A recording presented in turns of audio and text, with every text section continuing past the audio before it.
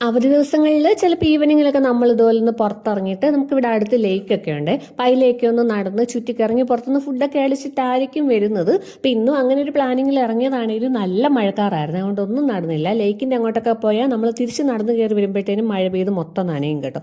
അപ്പം നമ്മൾ തിരിച്ച് വീട്ടിൽ പോകാമെന്ന് കരുതി. അപ്പം ഇത് നമ്മുടെ ബാംഗ്ലൂർ നമ്മുടെ തൊട്ടടുത്തുള്ള സ്ഥലങ്ങളൊക്കെ കേട്ടോ, നിറച്ച് മരങ്ങളൊക്കെ ആയിട്ട്. പക്ഷേ നേരത്തെ വീഡിയോയിലൊക്കെ കാണുമ്പോൾ ഓർക്കുന്നത് ബാംഗ്ലൂർ എന്ന് പറഞ്ഞാൽ മൊത്തം ഇതുപോലെയാണ്. പക്ഷെ ഇങ്ങനെയൊന്നും ഇല്ല കേട്ടോ. ഇപ്പം എവിടെ നോക്കിയാലും മെട്രോയുടെ തൂണും കാര്യമൊക്കെ ഉള്ളൂ.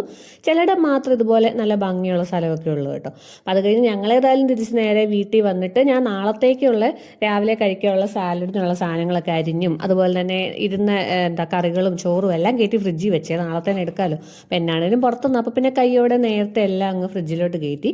എന്നിട്ട് പിന്നെ ഞങ്ങൾ രണ്ടുപേരുടെ കുറച്ച് നേരം ഫോണൊക്കെ നോക്കി അവിടെ ഇരുന്ന് കഴിഞ്ഞിട്ട് ഞാൻ നേരെ രാവിലെ ആദ്യക്കുട്ടന് ബ്രേക്ക്ഫാസ്റ്റിന് റവ ഉപ്പുമാവ് ഉണ്ടാക്കി കൊടുക്കാമെന്ന് ഓർത്ത് എല്ലാം ഒന്ന് സെറ്റാക്കി എടുത്ത് വെക്കും തലേ ദിവസമേ. അപ്പോൾ നോക്കിയപ്പോൾ റവ തീർന്നിരിക്കുമായിരുന്നു.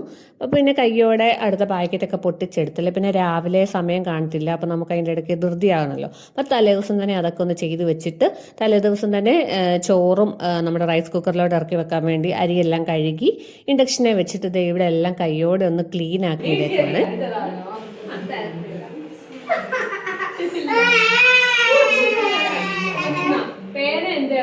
അത് ഇതിന്റെ സംഭവം എന്ന് വെച്ചാൽ അത് ആദ്യക്കുട്ടൻ്റെ ബുക്ക് തന്നെ കേട്ടോ. ഞാൻ അവൻ കാണാതെ അടുക്കളയിലെ സാധനങ്ങൾ തീരുമ്പോൾ ലിസ്റ്റ് എഴുതാമെന്ന് ഓർത്ത് വെച്ചിരുന്നു. അപ്പോൾ അവൻ കറക്റ്റ് നമ്മുടെ ചാനൽ കണ്ടു ടി വിയിൽ. അപ്പോൾ ഓടി സാധനം എവിടെയാണെന്ന് കണ്ടിട്ട് വന്ന് ചോദിച്ചതാണ് കേട്ടോ.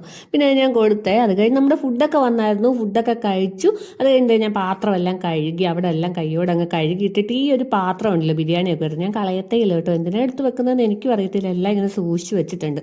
അപ്പം അത് കഴിഞ്ഞിട്ട് ഇന്ന് കാപ്പി എനിക്ക് വേണ്ടായിരുന്നു, ഹസ്ബൻഡിന് മാത്രം മതിയായിരുന്നു. അപ്പം ഒരു ഗ്ലാസ് കാപ്പിയൊക്കെ ഇട്ട് ഞങ്ങൾ ഇനി കിടന്നുറങ്ങാൻ പോവാണ്.